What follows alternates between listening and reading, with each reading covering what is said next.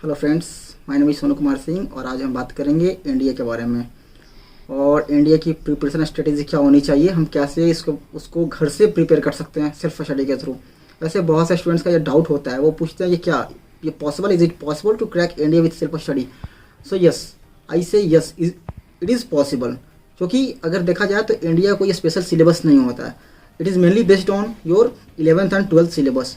Okay, NDA है क्या वैसे? Basically NDA stands for national defence academy, जो कि खड़गवासला पुणे में इस्टेब्लिश्ड है। ये एक ऐसा इंस्टीट्यूट है जो यंग एज के जो लड़के हैं उनको एज एन ऑफिसर तैयार करता है। एनडीए एग्जाम्स जो होते हैं वो 2 स्टेजेस में होते हैं। जो first stage is written exam that comprise of 2 papers. The first one is the maths paper and the second one is general ability test. Okay, and if you clear this written test then you qualify for the SSB interview. और SSB interview के बारे में हम एक अलग से video बनाएंगे, क्योंकि वो एक अलग से बहुत ही लॉन्ग प्रोसेस है और क्या क्या सीक्वेंसेस है, क्या क्या स्टेप्स हैं और क्या क्या मतलब हमें प्रिपरेशन स्ट्रेटेजीज क्या करनी चाहिए एसएसबी इंटरव्यू से, उसकी हमारी एक अलग वीडियोज रहेगी।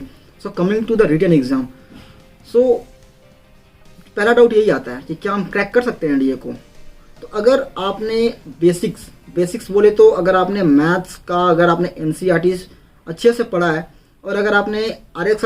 अग्रवाल का एटलीस्ट अगर सॉल्व एग्जाम्पल्स भी आपने किया है तो आई बिलीव आप मैथ्स का पेपर अच्छे सॉल्व कर सकते हो। बिकॉज सी 120 क्वेश्चंस रहते हैं 2.5 आवर्स की। ओके राइट, तो उसमें आपको जो कट ऑफ होता है 30 to 35%, कभी कभी तो 28% भी चला जाता है। तो अगर आप उसमें से 40 से 50 क्वेश्चन भी अगर करेक्ट करते हो, माइनस मार्किंग भी होता है, इस चीज़ का ध्यान रखना। अगर आप माइनस मार्किंग नहीं कर रहे हो और आप 40 से 50 क्वेश्चन में करेक्टली उसके मतलब आपको आंसर, उसके आपके मार्क्स मिल रहे हैं, तो generally you are qualifying the written exam. ठीक है, तो वो ज़्यादा इशू नहीं है। बस आपको क्या बेसिक्स क्लियर होना चाहिए। बेसिक्स में क्या, तो आपको कोई ज़्यादा, अगर आप मेंस का तैयारी करें तो आप देखते हो कि मेंस में बहुत डीप में पढ़ना होता है।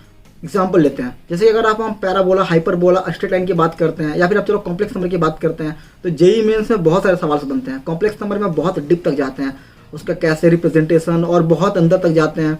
लेकिन अगर एनडीए के पर्सपेक्टिव से बात करें तो आपको सिर्फ कॉम्प्लेक्स नंबर का आयोटा का फॉर्म पता होना चाहिए, कॉम्प्लेक्स नंबर का जनरल रिप्रेजेंटेशन पता होना चाहिए, और जो क्यूब रूट है, क्यूब रूट का 1 ओमेगा ओमेगा स्क्वायर, ये तीनों का आपका प्रॉपर्टीज, मेन प्रॉपर्टीज आपको पता होना चाहिए। अगर आप ट्रिग्नोमेट्री की बात करते हो तो ट्रिग्नोमेट्री का जो बेसिक्स जैसे कि आपका साइंस का theta plus cos equal to 1, 11th में कुछ 15-20 जो आपके आइडेंटिटीज दिए हुए हैं वो आपको क्लियर होने चाहिए।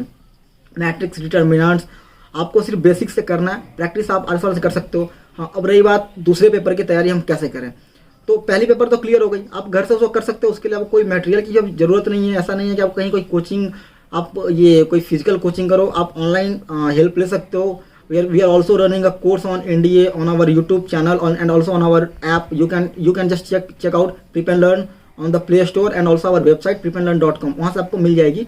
इसके लिए फ्री ऑफ कॉस्ट है, कोई चार्ज नहीं, आप देख सकते हो।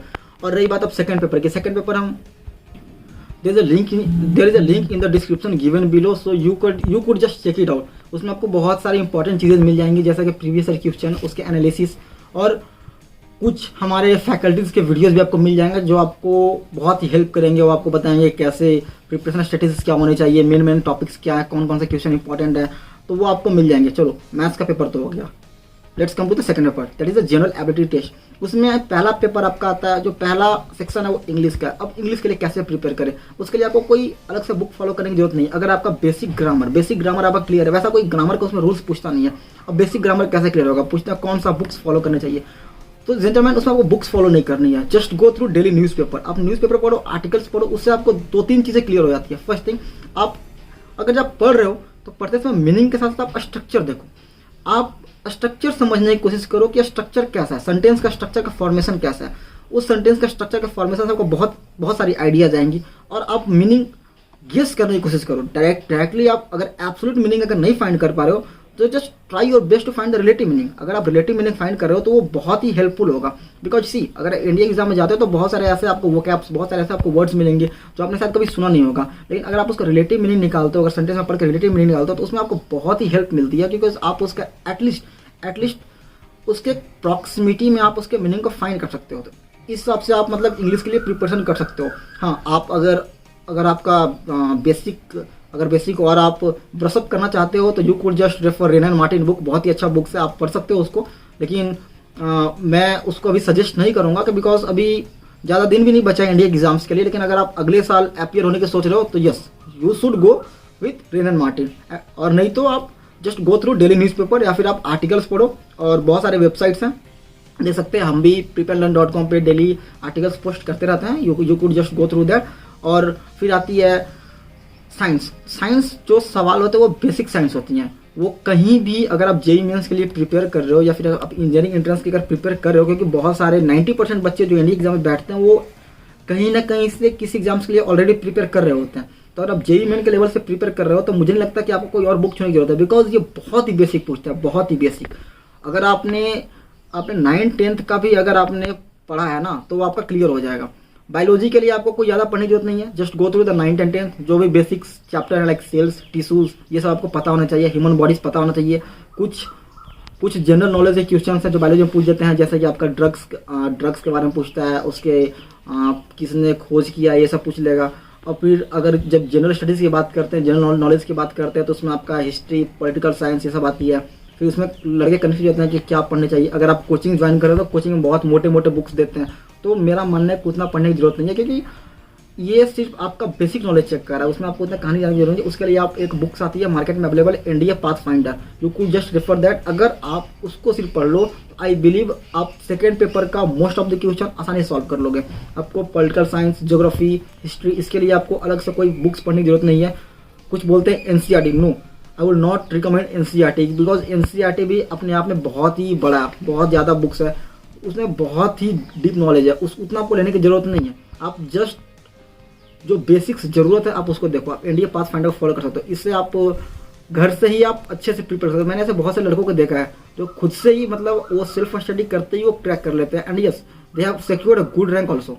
तो ये इम्पॉसिबल नहीं है, हाँ थोड़ा मुश्किल है बट इम्पॉसिबल नहीं है। एंड रही बात गाइडेंस की, guidance is very much important. तो अब गाइडेंस आपको ऑनलाइन मिलती रहेगी, आप मेंटर से आप कनेक्टेड रहो। We are also helping thousands of students through our portal, through our YouTube channel, through our Facebook page, so you could also just check it out. और फिर उसके बाद अगर आपने इंडिया क्लियर कर लिया है तो then comes SSB interview. And जैसा मैंने ऑलरेडी कहा है कि we will make a separate video. So guys hope आप लोग अच्छे से प्रिपेयर करोगे, एग्ज़ाम्स जल्दी होगा। इसको ये लॉकडाउन के कारण एक्सटेंड कर दिया गया था, एंड आई बिलीव ये जल्द ही स्टार्ट होगा। एंड आई बिलीव जितने भी मेरे व्यूअर्स देख रहे हैं, everyone will clear the exam. और जो क्लियर करते हैं kindly let me know through my Facebook page and through my email address, जो कि डिस्क्रिप्शन दिया हुआ है। I will guide them personally. And आप सब्सक्राइब जरूर करना क्योंकि, और बेल आइकन भी जरूर दबाना, क्योंकि आपका जो एसएसबी इंटरव्यू से रिलेटेड वीडियोस है और इसके आगे भी जो भी वीडियोस आएंगे वो we will try to upload it regularly.